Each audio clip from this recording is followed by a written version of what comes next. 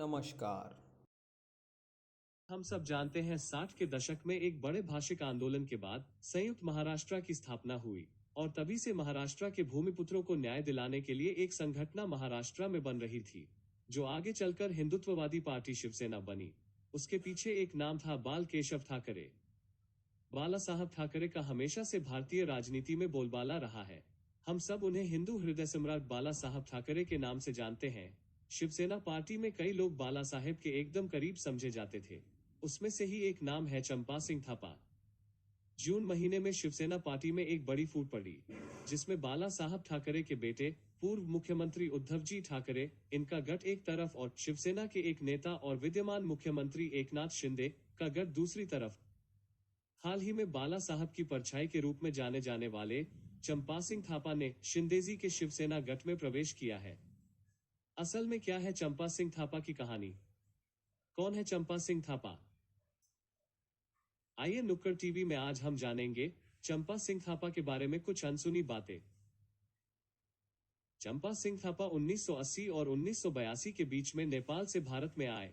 पिछले 30 साल से वे भारत में रह रहे हैं। मुंबई के गोरेगांव इलाके में उन्होंने पहले कुछ साल छोटे मोटे काम कर अपना गुजारा किया।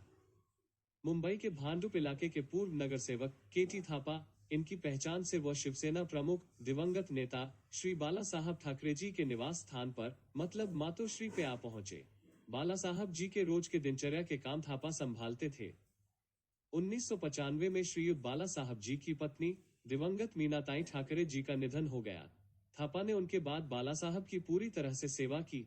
ऐसा कहा जाता है कि बाला साहब जी के कमरे के बाजू में ही थापा का कमरा था। बाला साहब जी जहां भी जाते थे, चाहे वह सभा हो, कोई मीटिंग हो, थापा हमेशा उनके साथ रहते थे। बाला साहब जी की दिनचर्या संभालना, उनकी दवाइयों का ख्याल रखना, ऐसे सारे काम थापा जी करते थे।